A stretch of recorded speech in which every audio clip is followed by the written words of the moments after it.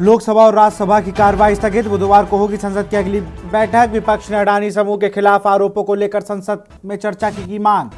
दिल्ली में विधानसभा चुनाव से पहले आप सरकार का ऐलान। दिल्ली में 80,000 और बुजुर्गों को पेंशन, 5 लाख लोगों को हर महीने 2500 तक मिलेंगे।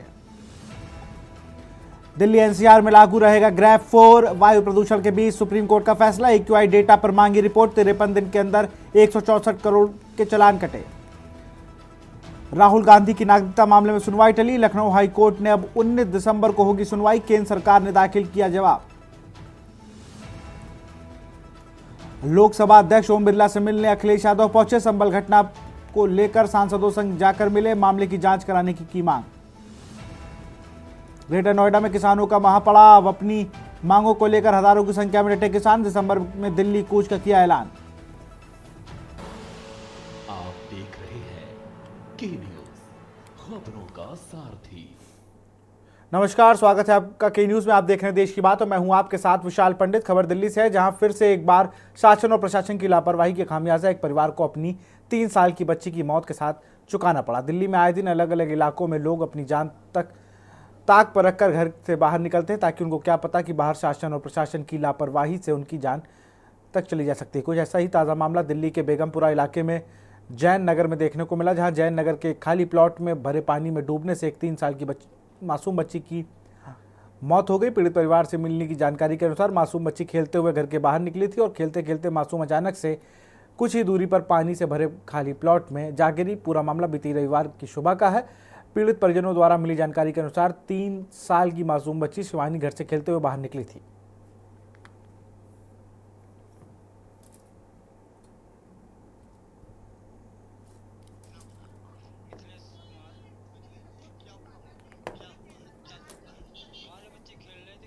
प्लॉट में पानी भरा पड़ा था, वहाँ पे गिर गई और हमको कुछ नहीं चाहिए, सिर्फ मेरे को न्याय चाहिए और मालिक को, जिसका प्लॉट है मालिक को लाकर खड़ा कर किया जाए। कब की घटना? कल सुबह 8 बजे की बात है। जब बच्चे वहाँ गई, आपको कब कैसे क्या पता चला, किस तरीके से? हम लोग तो जैसे कि हम लोग नहाने का काम करने के लिए तैयारी करे थे, नहाने धोने लगे तो फिर बाहर जो लोग खड़े थे तो बोले कि कहाँ गए बच्ची, कहाँ गए। तो हम उनका नाना थे तो मेरे को फ़ोन करे, बोले कि किधर गए बच्ची। तो हमने खोजने लगे, हम लोग खोजते खोजते हम लोग बहुत दूर तक खोजा, नहीं मिली। फिर 2-3 बंदे ने डंडा लिया, फिर उसमें जहाँ प्लॉट में पानी भरा पड़ा वहाँ पे डंडा से मारे। फिर डंडे में जब फंसा फिर निकली, तब पता चला क्या? इसी में वहीं पे है ही है। फिर उन्होंने क्या काम करा, फिर हमने पुलिस कंप्लेंट कर रखा था। पुलिस कंप्लेंट जब खत्म हो गई, मौत हो गई, तब फिर पुलिस वाले आए। कितने ये जो पानी भरा हुआ, कितने समय से पानी तो काफी साल से, 5-6 साल से भरा पड़ा है। ऐसा ही? हाँ ऐसा ही, ये पानी खाली नहीं होता है। अच्छा, सुनने में ये आया है कि हाँ जी, पानी में इससे पहले भी ऐसी कोई घटना हुई है? हाँ 3 लोग को पहले ही हुआ था, लेकिन बच गए उसमें। हाँ जी। जो बच्ची है कितने साल की थी? क्या 3 साल की थी बच्ची, क्या नाम? शिवानी नाम था। कौन सी क्लास में पढ़ती थी? क्लास में भी नहीं, 3 साल में क्लास में कौन सी क्लास में रहेगी? मतलब कोई प्ले स्कूल नहीं, अभी कुछ नहीं था। हाँ जी। खबर दिल्ली से है, जहां पुलिस के डाबरी थाने टीम ने सद्दाम गौरी गैंग के 2 बदमाशों को गिरफ्तार किया। आरोपी सूरज मडरी और फैज पठान को गिरफ्तार किया गया है, जो प्रतिद्वंदी गैंग के एक सदस्य की हत्या करने की योजना बना रहे थे। इस मुठभेड़ में सूरज मडरी को बाएं पैर में गोली लगी। दोनों आरोपियों को 2 सेमी ऑटोमेटिक पिस्तौल के साथ 4 कारतूस भी बरामद किए गए।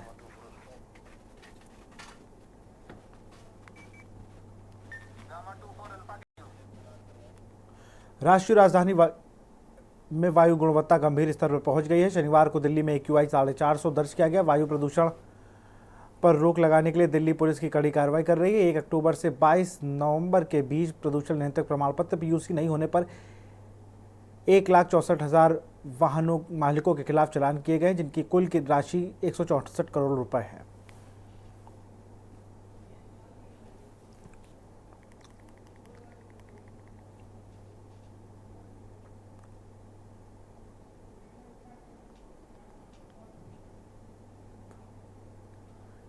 यमुनानगर में जिला लोक संपर्क एवं कष्ट निवारण समिति की बैठक में हरियाणा के सामाजिक न्याय एवं अधिकारिता, अनुसूचित जातियों एवं पिछड़े वर्ग कल्याण और अंत्योदय सत्कार वास्तुकला मंत्री कृष्ण कुमार बेदी ने 8 परिवारवादों को समाधान किया। 8 परिवारवादों को आगामी बैठक तक लंबित रखने के निर्देश दिए। हरियाणा के सामाजिक न्याय एवं अधिकारिता, अनुसूचित जातियों एवं पिछड़े वर्ग कल्याण और अंत्योदय सत्कार वास्तुकला मंत्री कृष्ण कुमार बेदी की अध्यक्षता में जिला लोक संपर्क एवं कच्छ निवारण समिति की बैठक जिला सचिवालय के सभागार कमरा नंबर 203 में संपन्न हुई।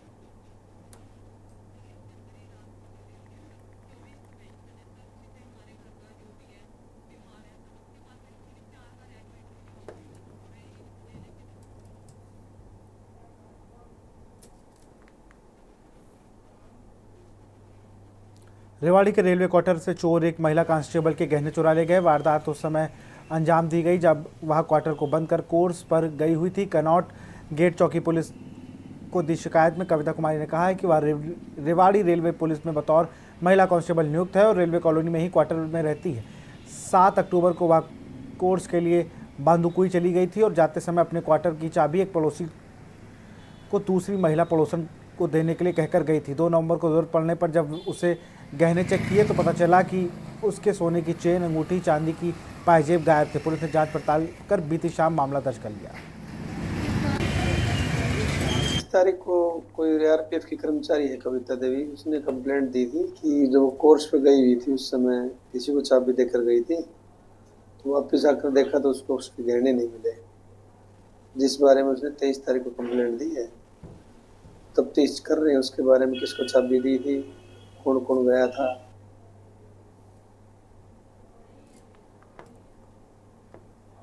खबर उज्जैन से है। पति ने अपनी दूसरी पत्नी की हत्या की। खबर आपको उज्जैन से बता रहे हैं। पति ने अपनी दूसरी पत्नी की हत्या की। पति ने पत्नी पर तलवार से किए कई वार। उज्जैन से खबर।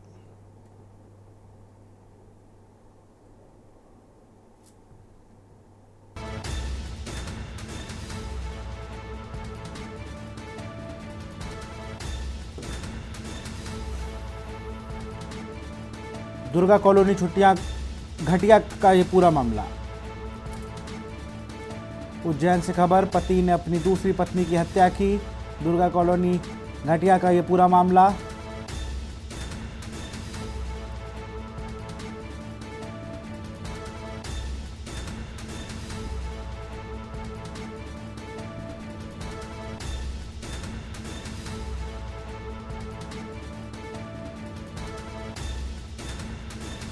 उज्जैन से खबर। पति ने अपनी दूसरी पत्नी की हत्या की।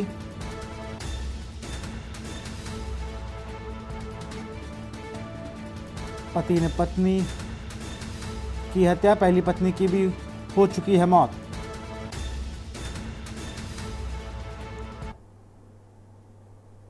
इंदौर में 2 दिन से लापता मासूम बच्ची का नाले के कचरे में मिला शव। पुलिस और नगर निगम की टीम ने शव को कब्जे में किया। बताया जा रहा है कि 6 वर्ष यह बच्ची अपने माता पिता के साथ शादी समारोह में शामिल होने के लिए गुजरात से इंदौर आई थी, जो 2 दिन पहले अपनी नानी के घर से लापता हो गई थी।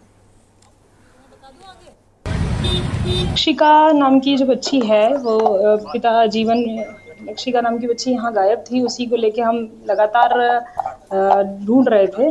ढूंढते हम फुटेज को फॉलो करते हुए यहाँ तक पहुँचे हैं। यहाँ तक पहुँचने के बाद फिर हमने एसडीआरएफ की टीम के थ्रू सुबह से इसकी सर्चिंग 7 बजे से इसमें हमारी टीम उजाला होते से ही लग गई थी और सर्चिंग चालू थी। डॉग ने भी हमको लाके यहाँ तक छोड़ा था।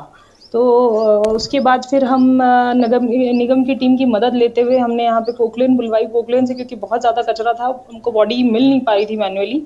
जब पोकलेन से हमने कचरा हटाना चालू किया तो उस नाले के कचरे में हमको बच्ची जी। अच्छा, कब से आई थी इंदौर? ये उसी दिन सुबह आई थी। खबर उज्जैन से है। योगमाया आश्रम में शनिवार रात हुई लाखों की चोरी के मामले में पुलिस ने बड़ा खुलासा किया है। जानकारी के मुताबिक इंदौर के बदमाशों के पास से 22 लाख रुपए से अधिक का माल जब्त कर उज्जैन पुलिस ने 2 बदमाशों और 1 महिला को गिरफ्तार किया है। तीनों आरोपी इंदौर के रहने वाले हैं और चोरी की घटना में शामिल मास्टरमाइंड एक महिला निकली। उज्जैन एसपी प्रदीप शर्मा ने बताया कि शनिवार रात उजड़खेड़ा टोल नाके के पास स्थित योगमय आश्रम में अज्ञात चोरों ने ताला तोड़कर अलमारियों में रखे सोना चांदी के जेवरात और सिक्के चुरा लिए। आश्रम की योग माता ने रविवार को महाकाल थाने में लाखों रुपए की चोरी की शिकायत दर्ज कराई और पुलिस ने पकड़े गए दोनों आरोपियों से प्रारंभिक पूछताछ की, जिसमें पता चला कि आश्रम में आने जाने वाली महिला कुसुम उर्फ कलावती उर्फ कल्याणी, जो कि इंदौर के भमोरी प्लाजा में रहती है, उसने ये चोरी की योजना बनाई थी। उसने महेंद्र और फैजल को इस घटना में अंजाम देने के लिए तैयार किया था। जिसका नाम है महेंद्र सिंह पवार, 45।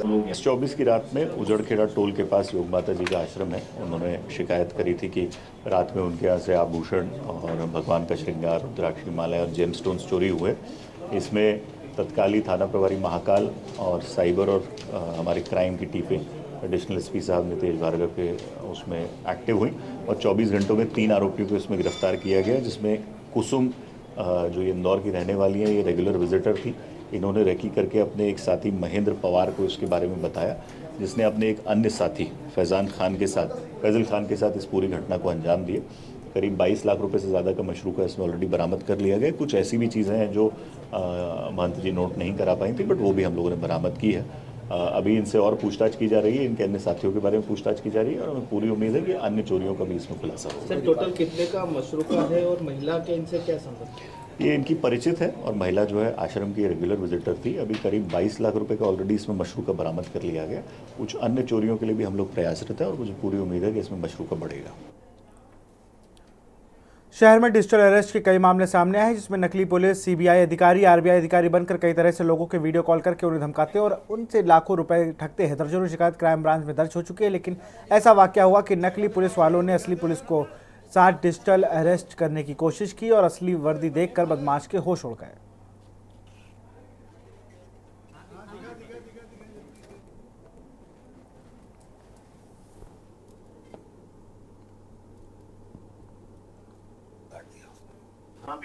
डिजिटल एडवाइजरीज और इसके अलावा फ्लायर्स भी और कई मतलब प्रेस नोट के माध्यम से लगातार उनको अवेयर कराया जा रहा है। इसके अलावा कुछ लाइव जो कंप्लेनेंट्स आते हैं उनके बारे में भी बताया जाकर, विक्टिम्स के बारे में बताया जाकर और इलेक्ट्रॉनिक मीडिया, प्रिंट मीडिया के माध्यम से भी लगातार इसके बारे में प्रचार प्रसार कराया जा रहा है।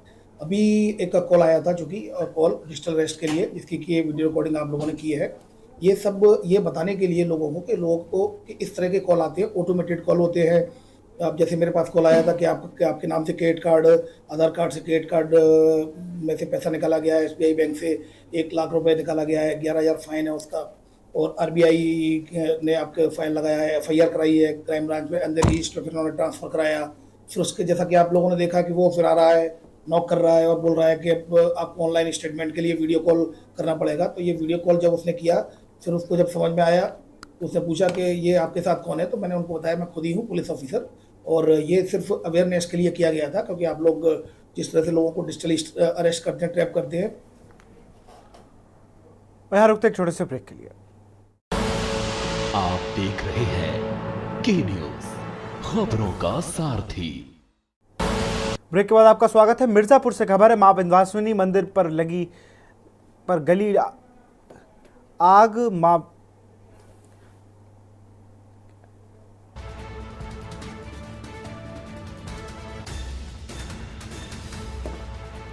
विंध्यवासिनी मंदिर की झांकी के सामने लगी आग, मंदिर वाले स्थान पर लगी भीषण आग।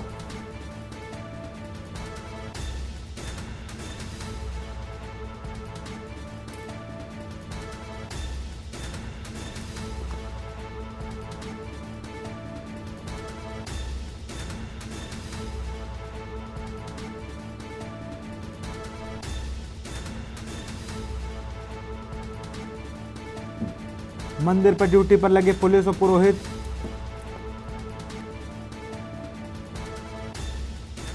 लोगों ने आग बुझाई। विंध्याचल थाना क्षेत्र के अंतर्गत विंध्याचल मंदिर का यह पूरा मामला।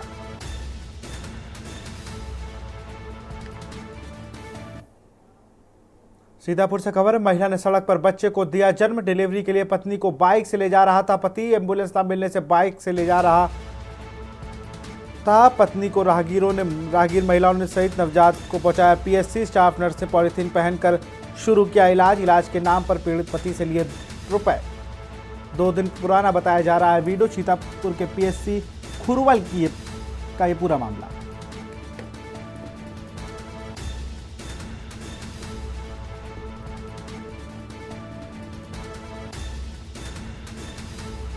इलाज के नाम पर पीड़ित पति से लिए रुपए।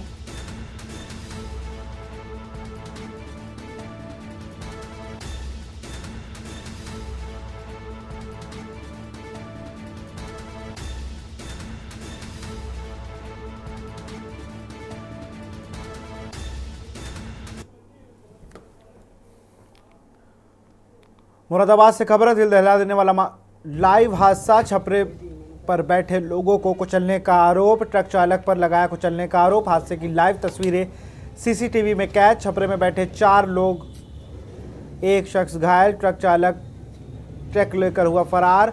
मामूली विवाद में ट्रक चढ़ाने का आरोप, धोखे से बैक करके ट्रक चढ़ाने का आरोप।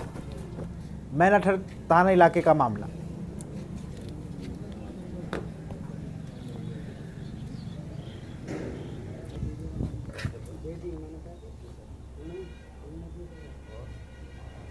खबर उन्नाव से है। जनपद के हसनगंज कोतवाली क्षेत्र के घूरामऊ गांव में जहां पर कुछ दबंगों के द्वारा दलित किसान की फसल को मशीन से काट ले जाया गया। किसानों ने कोतवाली हसनगंज में प्रार्थना पत्र देकर कार्रवाई की मांग की है। माखन किशोर व अंकित ने कोतवाली में प्रार्थना पत्र देकर आरोप लगाया है कि उन्होंने खेत में धान की फसल बोई थी, जिससे हरौनी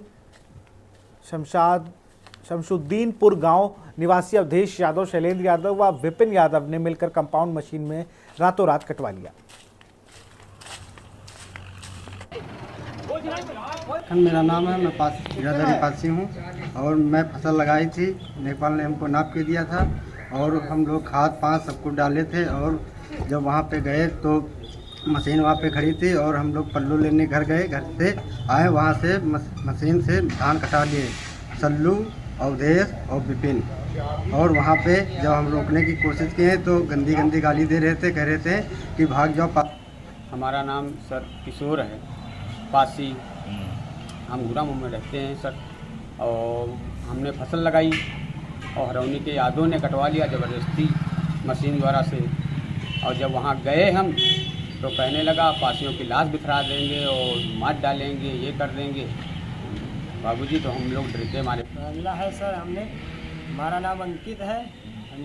हमको नेपाल ने नाप के दिया था और हमने लगाया था, फसल तैयार की और आए कंपाइन लेके। जब तैयार होगी फसल, हरौनी के अहिर लोग हम लोगों को बेवजह गाड़ी दी और उसके बाद में जब आए वहाँ। कौशाम्बी जिले में 15 वर्षीय किशोरी को युवक ने घर से अगवा कर रात भर दुष्कर्म किया। युवक के चंगुल से छूटी किशोरी घर पहुंची तो उसकी हालत देखकर मां के होश उड़ गए। पीड़िता के साथ थाने पहुंची मां की तहरीर पर पुलिस मुकदमा दर्ज कर आरोपी युवक की तलाश कर रही है। पीड़िता की मां ने थाने में तहरीर देते हुए बताया कि नदौली का पूर्वा गांव का रहने वाला छोटू उर्फ दया सागर मेरी 15 वर्षीय नाबालिग किशोरी को फ़ोन पर बात करता था। उनको बहला फुसला कर रात को भगा ले गया। रात भर हम लोग किशोरी को ढूंढते रहे लेकिन वो नहीं मिली। सुबह बदहवास हालत में बेटी घर आई और उसने बताया कि छोटू ने रात भर उसके साथ दुष्कर्म किया। देखिए, सरायकल की रहने वाली एक महिला के द्वारा थाना सरायकल में एक प्रार्थना पत्र दिया गया था कि उनकी नाबालिग पुत्री को बगल के गांव का एक लड़का जो है बहला फुसला कर भगा ले गया और उसके साथ गलत काम किया गया। प्राप्त तहरीर के आधार पर थाना सरायकल में सुसंगत धाराओं में अभियोग पंजीकृत किया गया है और इसमें जो पीड़िता है उसकी मेडिकल और अन्य आवश्यक कार्रवाई की जा रही है। इसमें शीघ्र ही हम लोग आवश्यक और कड़ी विधिक कार्रवाई कराएंगे। अयोध्या में बन रहे भव्य रामलला के मंदिर का निर्माण कार्य पूरा होने में अभी कुछ समय लग सकता है। मंदिर समिति के अध्यक्ष नृपेंद्र मिश्रा ने बताया कि हमारा लक्ष्य मार्च 2025 तक मंदिर को पूरा करना था, लेकिन अब ऐसा लगता है कि इस काम में कुछ और समय लगेगा। राम मंदिर निर्माण समिति के अध्यक्ष नृपेंद्र मिश्रा ने बताया कि राम मंदिर का काम तय समय पर नहीं पूरा हो पाएगा। उन्होंने 2 दिवसीय बैठक के बाद ये बात कही और यह भी बताया कि इसमें अभी कुछ और समय लगने वाला है। उन्होंने मार्च 2025 की जगह जून 2025 तक इसके पूरे होने की संभावना जताई है।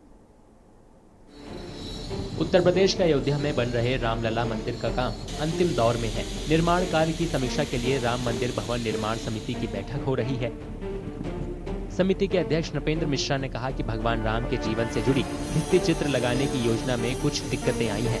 इन पर समिति विचार विमर्श कर रही है। जो लोअर प्लिंथ है, जहां मंदिर के जो स्तर है उससे नीचे जहाँ राम कथा के जो म्यूरल लगाए जाने हैं, चित्र लगाए जाने हैं, जिनकी कुल संख्या लगभग 85 है, तो उसको किस प्रकार से जो है अंतिम रूप दिया जाए। जो म्यूरल बने हैं और जो उनको नाप दिया गया और जो उनको कथा दी गई उसके अनुसार और जो वॉल पर जो स्पेस या लंबाई मिली है उसमें थोड़ा सा अंतर है। नृपेंद्र मिश्रा ने कहा कि राम मंदिर बनाने की समय सीमा मार्च 2025 से बढ़ाकर जून 2025 कर दी गई है। हमने लक्ष्य बनाया है, वो लक्ष्य बढ़ गया, मैं मानता हूँ। हमारा लक्ष्य तो यह था कि हम मार्च 2025 तक सब कुछ कर लेंगे, लेकिन अब ऐसा लग रहा है कि हमें जून 2025 तक का तो समय देना ही होगा। लार्सन टूब्रो के लोग थोड़ा यह बात बार बार कह रहे हैं कि यदि आप गति नियम के अनुसार अधिक दबाव डालेंगे तो गुणवत्ता पे असर आ जाएगा। मंदिर का 60% से ज्यादा निर्माण पहले ही पूरा हो चुका है। समिति की कोशिश है कि 30 जून 2025 की नई समय सीमा तक मंदिर तैयार हो जाए।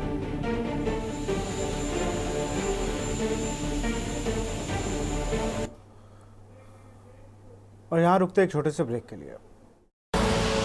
आप देख रहे हैं के न्यूज, खबरों का सारथी। ब्रेक के बाद आपका स्वागत है। खबर उत्तर प्रदेश के संभल जिले के है, जहां शाही जामा मस्जिद में सर्वे के दौरान भड़की हिंसा पर अब तक 4 लोगों की मौत हो चुकी है। कुल 12 FIR 2 अलग अलग थानों में दर्ज की गई है। 25 लोग हिरासत में ले गए हैं। पुलिस की FIR में करीब 2500 लोग अज्ञात हैं और 8 लोग नामजद हैं, जिसमें सांसद जियाउल रहमान बर्ग का नाम भी शामिल है। हिंसा की जांच पर टिप्पणी करते हुए संभल जिले के जिलाधिकारी राजेंद्र पिंशिया ने कहा कि हमें लग रहा है कि रातों रात इसकी प्लानिंग की गई होगी। शुरुआती जांच में यह पता चला है कि हालांकि अब जब विस्तार से जांच की जाएगी तो पता चलेगा इसके पीछे किसका हाथ है।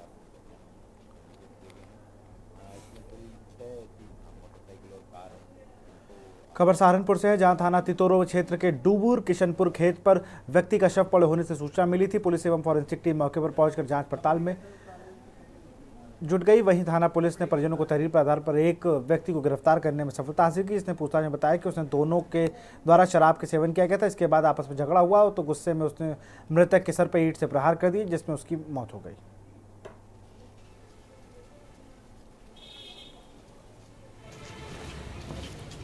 23 नवंबर को थाना तीतरो पर सूचना प्राप्त होती है कि ग्राम खंडलाना में एक कुएं के जंगले के ऊपर एक डेड बॉडी पड़ी हुई है। वहां पर जब सूचना पर थाना तीतरो पुलिस की टीम एवं फॉरेंसिक यूनिट मौके पर पहुंचती है एवं घटनास्थल का निरीक्षण करती है। इसके बाद शव को कब्जे में लेकर पोस्टमार्टम की कार्रवाई की जाती है। पोस्टमार्टम में मृत्यु का कारण चोट के आने से, चोट की वजह से होता है, shock and haemorrhage as a result of antemortem injuries. इसके उपरांत वादी से वार्ता कर वादी से तहरीर प्राप्त की जाती है एवं एक व्यक्ति है जिसका नाम अंकुर उर्फ रासू, ये डूबर किशनपुर का है। इसके विरुद्ध वादी जो है तहरीर देते हैं। जो मृतक है उनके भाई इसमें तहरीर देते हैं। इस पे जब जांच पड़ताल की गई और एविडेंस कलेक्ट किए गए तो ये पता लगा कि ये लोग साथ में स्कूटी पर कैमरे में जाते हुए दिखे। खबर जालौन से है, जहां किसानों को खाद की किल्लत का सामना करना पड़ रहा है। खाद और बीज की कमी के साथ ही नहरों के सही संचालन न होने की वजह से भी किसान परेशान है। किसानों के बाजार क्या रुक कर रहे हैं, लेकिन वहां पर भी व्यापारी खाद की कालाबाजारी कर रहे हैं। किसानों का कहना है कि दुकानदार खाद मिलावट कर रहे हैं और रई की गल्ला मंडी के में खाद लेने को लेकर 24 घंटे ज़्यादा हो गया, पर किसानों को खाद नहीं मिल पा रही। हालांकि किसानों ने CPC कृषक केंद्र के विक्रेताओं पर आरोप लगाया है, जो कि अधिक पैसा देता है और जो रसूखदार है उसको खाद जल्दी उपलब्ध कराई जा रही है। इस वक्त हम मंडी में खड़े हैं, जहां पर PCF कृषक केंद्र है और यहां पर पिछले कई दिनों से लगातार खाद को लेकर मारामारी चल रही है। पिछले कई दिनों से किसान परेशान है। यहां पर जो लंबी लाइन तो लगी है, सुबह 6 बजे से जो लंबी लाइन लगाए हैं उनको खाद नहीं मिल पा रही। हमारे पीछे आप देख सकते हैं कि किस तरीके से ये लंबी लाइन यहाँ पर लगी हुई है। लोग अपने अपने एक बोरी को लेने को लेकर किस तरीके से परेशान हो रहे हैं और यहाँ पर जिस तरीके से उनको खाद मिल रही है धीरे धीरे कहीं ना कहीं किसानों को परेशानी बढ़ती जा रही है। और किसानों का साफ तौर से कहना यह है कि जिस तरीके से हम लोग को खाद मिल रही है, मारामारी चल रही है, उसमें कहीं ना कहीं हमारे कृषि में बाधा डाल रहा है। और अगर हम लोग सुबह 6 बजे से सर्दी में यहाँ पर खड़े होते हैं उसके बाद भी हम लोग को खाद नहीं मिलती है, ये किसानों का बहुत बड़ा उनका दुख है। और हम तो इसमें कुछ किसानों से बात करना चाहेंगे। हमारे साथ कुछ मौजूद है। जी, क्या नाम है आपका? मेरा नाम सत्येंद्र, हम तो बहुत चुके हैं। अच्छा, तो ये बताइए कि आप यहाँ बोरी लेने आए, क्या मामला? तो झगड़ा हुआ है? जो झगड़ा तो मारा पिटी हुई, हमले मछली किसान लाज में लगो धक्का हो रही है आपको मोर्चा? देखिए, इनका साफ तौर से कहना है कि सुबह 6 बजे से यहाँ पे खड़े, अभी तक इन्होंने खाद नहीं मिली। कुछ और किसान उनसे बात करेंगे। जी, क्या नाम है आपका? दिनेश जी, यहाँ कब से खड़े हैं आप? सुबह से आए 9 बजे। अच्छा, तो आपको यहाँ पे खाद मिली कि नहीं मिली? नहीं, अभी तक नहीं। क्यों? अरे भीड़ बहुत ज्यादा है। भीड़ ज्यादा है? अच्छा, तो अगर भीड़ ज्यादा है तो लाइन जब नंबर आएगा तभी आपको मिल पाएगी। तो कोई दिक्कत क्या है? कल से खड़े हैं। कल से यहाँ खड़े हैं, तो आपको अभी खाद नहीं मिली। कितनी खाद लेना है आपको? 5 बोरी लेना है। 5 बोरी लेना है। तो अब दिक्कत क्या आ रही है इसमें? कल से हम परेशान हैं। आज भी अपने को लाइन में धक्का मुक्की होती है। हमको बर्दाश्त नहीं है। हम नीचे टाइम होता है। क्या करूँगा? अच्छा, से खड़े हैं, कुछ लोग कल से खड़े हैं जिनको खाद नहीं मिल पा रही है। क्यों नहीं मिल पा रही है? ये बहुत बड़ी समस्या है, क्योंकि किसान को अपनी खेती करना है और रात भर यहाँ जाग रहे हैं, सर्दी टुटर रहे हैं, परेशान हो रहे हैं। इनकी समस्या का हल नहीं हो पा रहा है। अब देखना ये होगा कि इनकी समस्या हल कैसे होता है, ये आने वाला वक्त बताएगा। कैमरा पर्सन मनीष पांडे के साथ अजय धर्मान के नीचे।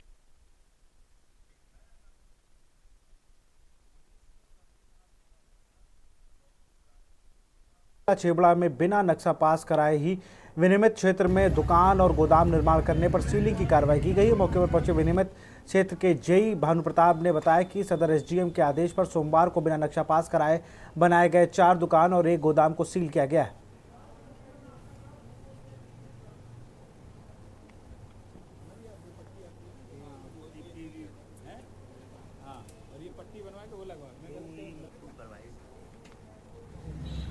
ये जो दुकानें सील गई हैं, इनका मानचित्र स्वीकृत नहीं है और इनका आदेश काफ़ी समय का है। इनसे कहा गया कि भाई मानचित्र अपना स्वीकृत करा लो, पर मानचित्र नियमानुसार स्वीकृत कराने को तैयार नहीं है और निर्माण कर चुके हैं। लगभग कितनी दुकानें हैं ये 4 दुकानें हैं। किसकी है?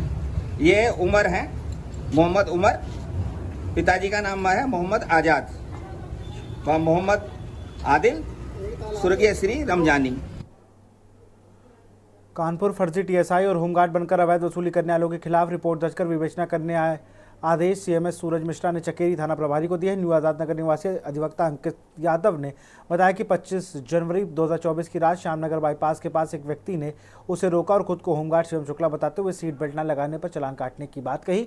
इस दौरान खुद को टीएसआई बताते हुए सतबरी रोड निवासी राजीव दीक्षित आया और चालान न करने के बदले 1000 रुपये की मांग करने का, रुपये न देने की बात कही तो शिवम ने बार कोड देते हुए फर्जी टीएसआई और होमगार्ड बनकर अवैध वसूली कर ऑनलाइन 500 रुपये ट्रांसफर करवा लिए। लगभग 1 माह बाद पता चला कि राजीव होमगार्ड और शिवम उसका कारिंदा है। राजीव लगभग 7 साल पहले फर्जी दरोगा वर्दी पहनकर वसूली करने के आरोप में जेल भी जा चुका है।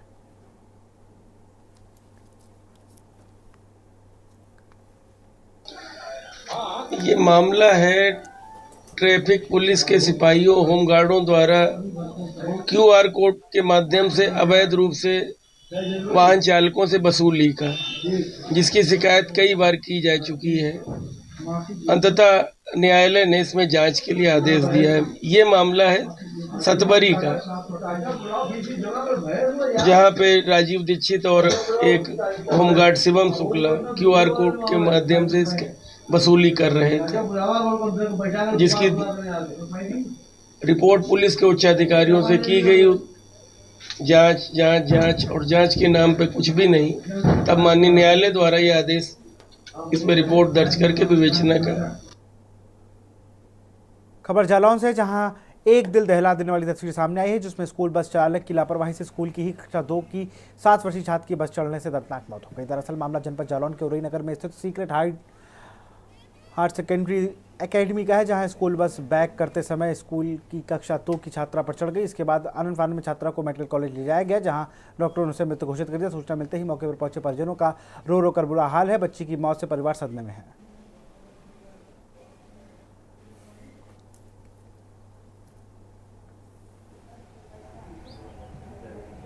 मुझे जब मैं ऑफिस में पहुंची थी सुबह, तब तुरंत मुझे मैसेज आया कि एक दुर्घटना हो गई है बच्चों के साथ। तो फिर मैं जब तक उस स्पॉट पहुंची तब तक बच्चों को अस्पताल मेडिकल लेके गए। वहाँ पर मैं पहुँचते उधर पता चला है कि बच्चों को डेथ हो गई। अच्छा, कितने साल का बच्चा था? कौन सी क्लास का था? 2nd क्लास की थी, 7-8 साल की होगी। अलीगढ़ मुस्लिम विश्वविद्यालय में आरक्षण की मांग को लेकर छात्रों ने शनिवार को सेंटर पॉइंट पर जबरदस्त प्रदर्शन किया, जिसमें छात्रों ने अपनी आवाज उठाते हुए शिक्षा प्रणाली पर समानता और न्याय की मांग की। प्रदर्शनकारियों ने सरकार से निष्पक्ष आरक्षण नीति लागू करने की अपील की, जिसमें सभी सामाजिक वर्गों के छात्रों को समान अवसर मिल सके। यह प्रदर्शन विश्वविद्यालय के छात्रों की एकजुटता और सामाजिक मुद्दों के प्रति उनकी जागरूकता को दर्शाता है।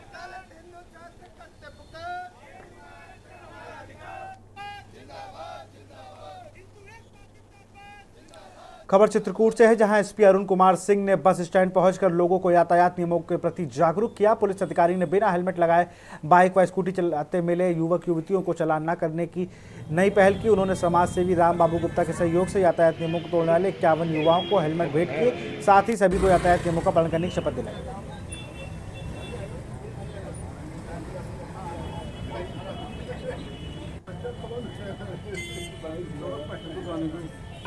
आप जानते हैं नवंबर माह हर वर्ष उत्तर प्रदेश पुलिस यातायात माह के रूप में सेलिब्रेट करती है और इसमें हमारा फोकस होता है लोगों के बीच यातायात नियमों को लेकर के जागरूकता पैदा करना, साथ ही साथ इन्फोर्समेंट।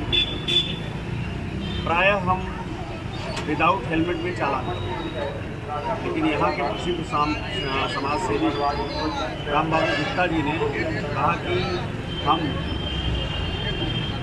चालान करने के अलावा एक दिन ऐसा चुनें जहाँ कुछ लोग जो बिना हेलमेट के जा रहे हैं उनको हेलमेट प्रदान करें और उनसे ये बताएं कि हमारे ब्रांड एम्बेसडर के रूप में वो पब्लिक के बीच में ये बताएं कि नहीं, हेलमेट हमारी सुरक्षा के लिए नाते हमें स्वयं लगा के घर से निकलना चाहिए।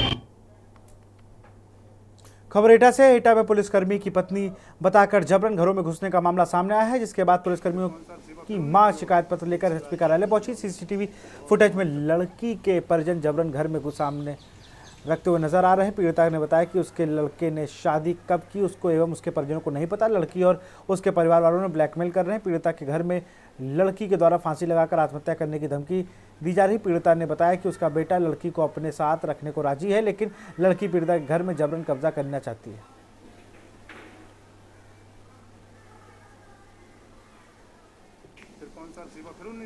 खबर रामनगर से है, जहां टैक्स बार एसोसिएशन के तत्वाधान में 2 दिवसीय विधि महोत्सव कार्यक्रम का शुभारंभ किया गया। कार्यक्रम में वाणिज्य कर एवं आयकर विभाग के अधिकारियों के साथ ही समाजसेवी आलोक गोसाई, विभिन्न सामाजिक संस्थानों के प्रतिनिधियों को सम्मानित किया गया। रामनगर टैक्स बार एसोसिएशन के अध्यक्ष एडवोकेट पूरनचंद पांडे ने बताया कि 25 और 26 नवंबर को उनके एसोसिएशन द्वारा विधि महोत्सव कार्यक्रम का आयोजन किया जाएगा।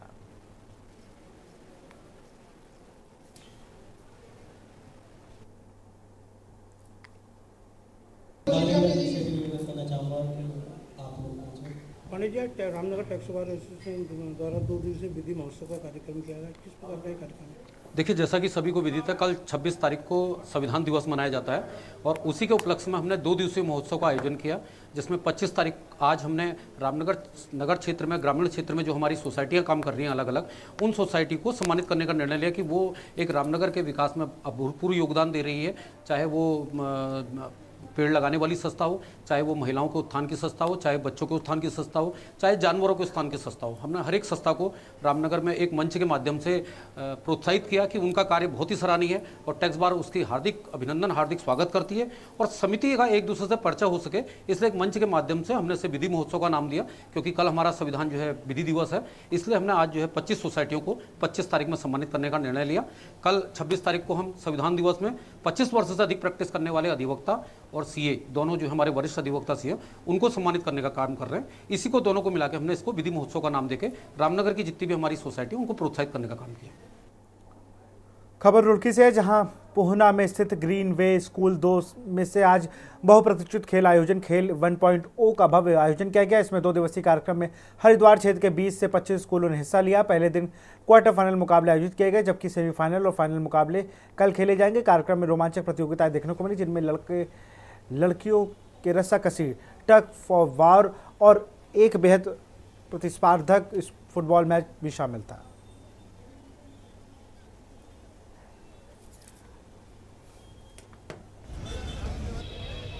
हम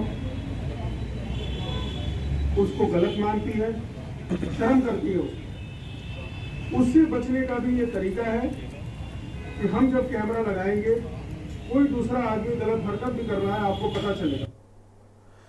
खबर रामनगर से है, जहां कोतवाली पुलिस ने नशे के खिलाफ अभियान चलाते हुए पर्वतीय क्षेत्र में अवैध रूप से गांजा ले जा रहे 2 तस्करों को गिरफ्तार कर उन्हें कोर्ट में पेश करने की कार्रवाई की। आरोपियों के कब्जे से बरामद अवैध गांजे की कीमत लाखों रुपए बताई जा रही है। इस मामले में जानकारी देते हुए कोतवाली के वरिष्ठ उप निरीक्षक मोहम्मद यूनुस ने बताया कि गजेड़ियों के पास से मेन रोड पर पुलिस ने मुखबिर की सूचना पर पर्वतीय क्षेत्र आ रहे एक बस की तलाशी लेने के दौरान बस में सवार 2 लोगों को हिरासत में लेने के साथ ही उनके पास मौजूद 3 कट्टों की तलाशी ली। उनमें 26 किलोग्राम गांजा बरामद हुआ।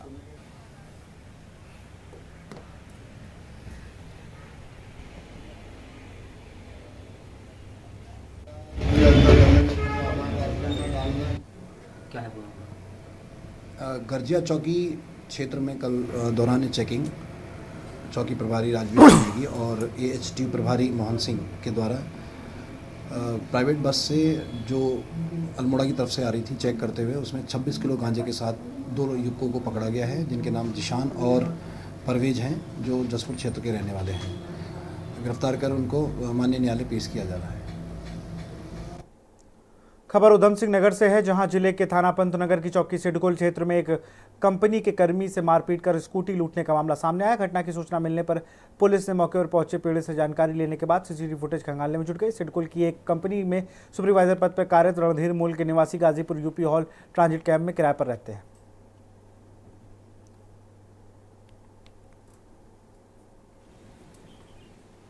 ये थाना पंतनगर के क्षेत्र की घटना है, जिसमें 3 व्यक्तियों के द्वारा एक व्यक्ति की स्कूटी जो है वो लूटना प्रकाश में आया था। तो इसमें वादी की तहरीर के आधार पर सुसंगत धाराओं में अभियोग पंजीकृत कर दिया गया है और इसमें 2 टीमें हमारे द्वारा लगाई गई हैं, तो लगातार सीसीटीवी देख रही हैं और इस जो अभियुक्तों को ट्रेस करने का काम कर रही हैं। हमें उम्मीद है जल्दी इसमें हमें सफलता प्राप्त। खबर रामनगर से है, जहां स्वर्गीय रामदत्त जोशी राजकीय संयुक्त चिकित्सालय में एक रिटायर्ड फौजी की अस्पताल में मौजूद चिकित्सकों व अन्य स्टाफ से उपचार के लेकर जमकर बहस हो गई और उसके बाद बवाल हो गया। बताया जा रहा है कि इस बीच रिटायर्ड फौजी द्वारा अस्पताल में अपनी लाइसेंसी रिवॉल्वर से की गई हवाई फायरिंग के बाद अस्पताल में भगदड़ मच गई तथा घटना के बाद अस्पताल में मौजूद डॉक्टर व स्टाफ घबरा गए। मामले में कोतवाली पुलिस द्वारा चिकित्सक की तहरीर पर आरोपी रिटायर्ड फौजी के खिलाफ मुकदमा दर्ज कर उसे गिरफ्तार कर लिया गया है।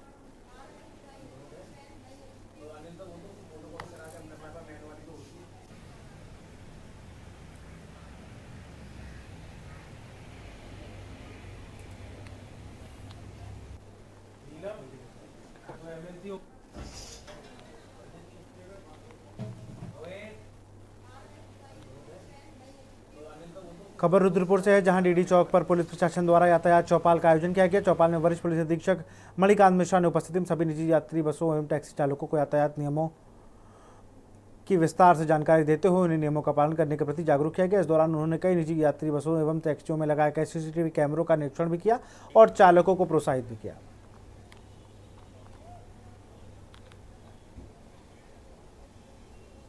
उत्तराखंड के रामनगर में और कालाडूंगी के पास घने जंगलों में एक खास किस्म का पेड़ पाया जाता है। इस पेड़ को हंसने वाला पेड़ भी कहा जाता है। रामनगर और कालाडूंगी के जंगलों में हंसने वाले पेड़ पाया जाता है। क्या है इसकी खासियत, कैसा है ये पेड़, इस रिपोर्ट को देखिए। उत्तराखंड के रामनगर और कालाडूंगी के पास के घने जंगलों में एक खास किस्म का पेड़ पाया जाता है। इस पेड़ को उत्तराखंड के रामनगर और कालाडूंगी के पास के घने जंगलों में एक खास किस्म का पेड़ पाया जाता है। इस पेड़ को हंसने वाला पेड़ भी कहा जाता है। यहाँ के लोग इसे थनेला कहते हैं। उनके मुताबिक जब इस पेड़ के तने को छुआ जाता है तो इसकी टहनियाँ हिलने लगती हैं। ये जो है कालाडूंगी रेंज में है और ये जो है इस पेड़ को थनेला कहते हैं और ये एक औषधि वाला ट्री है। इससे जो है दवाइयाँ बनती हैं, इसमें फल आता है, तो उससे जो है गांव के लोग जो हमारे जो गांव में गाय भैंस उनकी अगर थन में कोई प्रॉब्लम हो जाती है, उसमें बताते हैं गांठ टाइप की कभी कभी निकल जाती है, तो इसके फल को सिलबट्टे में पीस के उसमें लगाया जाता है, उससे वो ठीक हो जाता है। इसको जब आप इस पेड़ को आप सहलाओ या इसमें ऐसे रबिंग करो तो ये कांपता है, तो इसको हम कांपने वाला पेड़ भी कहते हैं, इसको हम शिवरिंग ट्री भी कहते हैं, हंसने वाला पेड़ भी कहते हैं। वन अधिकारियों के मुताबिक ये पेड़ औषधीय अहमियत भी रखता है, क्योंकि इसकी पत्तियों का इस्तेमाल कई बीमारियों के इलाज में किया जाता है। यहाँ आने वाले सैलानी भी इस किस्म के पेड़ को देखने यहाँ खूब आते हैं। इस किस्म के पेड़ों को पहचानने के लिए वन विभाग ने यहाँ नेचर गाइडों को ट्रेंड किया है। यहाँ जो भी हमारे नेचर गाइड्स हैं, ये जरूर हमारे टूरिस्ट जब आते हैं पाटो जोन में भी जब घुमाने जाते हैं तो इस पेड़ को जरूर दिखाते हैं। और लेकिन यही इसका एक प्रॉब्लम है कि आप जब तक उतार के नहीं टच करोगे तब तक पता नहीं चलेगा। बट अदरवाइज ये एक बहुत ही यूनिक ट्री है और ये जैसे बताया गया कि एक मेडिसिनल प्लांट, इसका मेडिसिनल प्रॉपर्टी भी है और इसका संरक्षण करना भी बहुत इंपॉर्टेंट है। तो हमारे स्टाफ को एक ट्रेनिंग भी दिया गया था इसके बारे में कि इसको कैसे पहचानते हैं, इसको कैसे ये करते हैं, और उसके साथ साथ इसका संरक्षण का भी काम चल रहा है। ये वृक्ष झाड़ीनुमा वृक्ष होता है जिसमें कि पौधों में प्रोपिस्टिक मूवमेंट, नेस्टिक मूवमेंट, इस तरह के कई तरह के मूवमेंट्स होते हैं और जिनके कारण ये पौधों में ये प्रवृत्ति पाई जाती है कि सिकुड़ जाते हैं और अपने ये हलचल महसूस करते हैं। हंसने वाले इस पेड़ को हिंदी में मदन फल भी कहा जाता है। ये पेड़ ज्यादातर 300 से 1300 मीटर की ऊंचाई वाले जंगलों में पाया जाता है। पहाड़ी इलाकों में आने वाले भूकंप से बचाव के लिए अब उत्तराखंड में नए प्रयोग शुरू हो गए हैं। बीते कई सालों से उत्तराखंड में कई बड़े भूकंप आ रहे हैं। ऐसे में रुड़की के केंद्रीय भवन अनुसंधान संस्थान में भूकंप रोधी इमारतें बनाने के लिए नया प्रयोग शुरू किया गया है। उत्तराखंड के रुड़की में केंद्रीय भवन अनुसंधान संस्थान यानी CBRI के अहाते में राष्ट्रीय भूकंप इंजीनियरिंग परीक्षण सुविधा है। इसका मकसद भूकंप रोधी इमारतों की डिजाइन तैयार करना है। CBRI रुड़की में 3 मंजिली प्रीकास्ट बिल्डिंग और 2 मंजिली 3D कंक्रीट प्रिंटेड बिल्डिंग पर भूकंप की स्थिति में हालात की जांच की जाएगी। परियोजना में शामिल वैज्ञानिकों के मुताबिक ये अत्याधुनिक सुविधाएं भारत में अपनी तरह की पहली है। अपने देश में टोटल 56% क्षेत्र में भूकंप आने की संभावना है। तो जो भी टेक्नोलॉजीज यहाँ पे CSIR CBRI में डेवलप हो रहे हैं वो उन सभी क्षेत्रों के लिए उपयोगी रहेंगे। तो ये हम लोग रूरल हाउसिंग के ऊपर कर रहे हैं और अर्बन हाउसिंग जो मल्टी स्टोरी बिल्डिंग्स बन रहे हैं उसके ऊपर भी कर रहे हैं। सो 2-3 मंजिल उससे लेके मतलब 30-40 मंजिल तक जितने भी घर है उसके लिए जो टेक्नोलॉजीज यहाँ बन रहे हैं वो बहुत उपयोगी होंगे। जहाँ पे Zone 3, Zone 4, Zone 5 है अर्थक्वेक का, तो उस जगह पे ये यूज कर सकते हैं। अधिकारियों के मुताबिक यहाँ हो रहे अनुसंधान और विकसित की जा रही प्रौद्योगिकी से भूकंप के दौरान इंसानों का नुकसान कम होने में मदद मिलेगी। विश्व भर में हर एक जगह पे दिन में 332 जितने भूकंप होते हैं हर रोज। तो ऐसा नहीं कि कभी मात्रा बढ़ी है कि घटी है, लेकिन जब भूकंप इस प्रकार का क्षेत्र में होता है जहाँ पर आबादी बसी है वहाँ पर तब तकलीफ होती है। और जहाँ आबादी बसी है वहाँ पर जहाँ पर मकान बने हैं, मकान इस तरह से बनना चाहिए कि भूकंप का एक प्रतिरोधक भी हो और उसमें जो है उसमें एक रेसिस्टेंस की एक शक्ति भी हो। तो इस टाइप की टेक्नोलॉजी जो है ह्यूमन लाइफ लॉस में भी और इंजरी में भी कम करने में बहुत ही उपयोगी साबित होगी। CBRI के मुताबिक राष्ट्रीय भूकंप इंजीनियरिंग परीक्षण सुविधा भूकंप की अलग अलग स्थितियों में 4 मंजिली ऊंची इमारतों पर असर का मूल्यांकन कर सकती है। 1 मंजिल के लिए ये टेस्ट करना अभी हमारे देश में होता था पर वो ठीक नहीं है। तो हमें कम से कम 3 या 4 मंजिल की बिल्डिंग बना के उसको फुल स्केल में टेस्ट करना जरूरी है। तो उसके लिए ये हमने national earthquake engineering test facility यहाँ क्रिएट की है, जिसमें कि 14 मीटर ऊंची रिएक्शन वॉल है, उसमें 150 टन के कुल एक्चुएटर्स लगे हुए हैं जो कि भूकंप की जो जो दिशा है उसको सिमुलेट करते हैं, और वो full scale building up to 4 storey हम यहाँ टेस्ट कर सकते हैं, जो कि उसमें हमें पता चलेगा कि उसमें कुछ कमी पेशी है तो उसको पूरी करके हम आगे के लिए तैयार हो। CBRI के मुताबिक ये समझने के लिए विस्तार से शोध किया जा रहा है कि अलग अलग 3D प्रिंटिंग प्रक्रियाएं सामानों के यांत्रिक गुणों पर कैसे असर डालती है।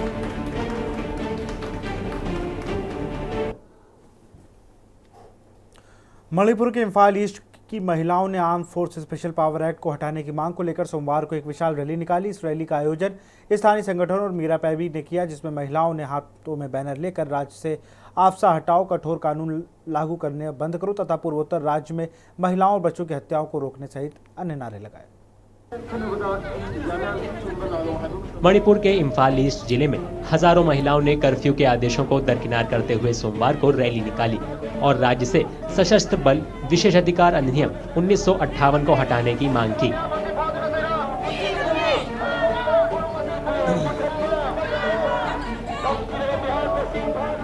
इम्फाल ईस्ट जिले के स्थानीय संगठनों और मीरा पैबी ने इस रैली का आयोजन किया, जिसमें महिलाओं ने हाथों में तख्तियां लेकर राज्य से अफस्पा हटाने की मांग की।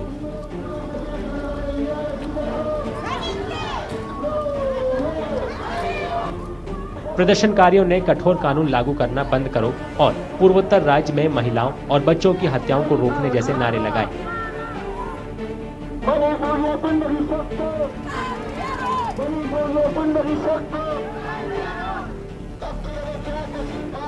हम लोग अफवाह मणिपुर से ये रखे हुए अफवाह हटाना चाहता है। इसे रखने से हम लोगों को बहुत ये सारी प्रॉब्लम हम फेस कर रही है ना, ये अस्पताल के वजह से हो रहा है, इसलिए ये हम लोगों को नहीं चाहिए, यहाँ पर रखना नहीं चाहिए हम लोगों को।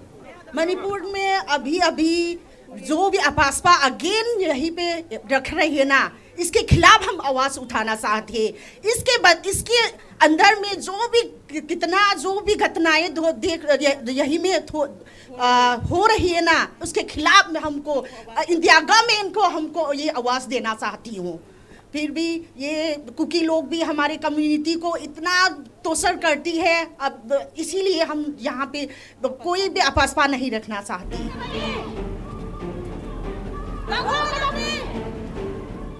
ये रैली कोंगबा बाजार से शुरू हुई और 3 किलोमीटर पहुंचने के बाद उसे मुख्यमंत्री सचिवालय से महज 1 किलोमीटर दूर कोनुंग ममांग में सुरक्षा बलों ने रोक दिया। इसके बाद प्रदर्शनकारी कोंगबा लौट आए, वहां उन्होंने सार्वजनिक बैठक की।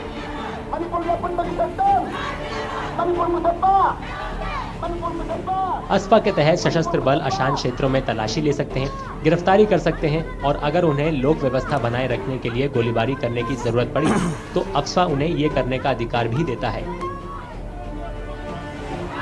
केंद्र ने हिंसा प्रभावित जिरीबाम समेत मणिपुर के 6 पुलिस थाना क्षेत्रों में अफस्पा को हाल ही में फिर से लागू कर दिया।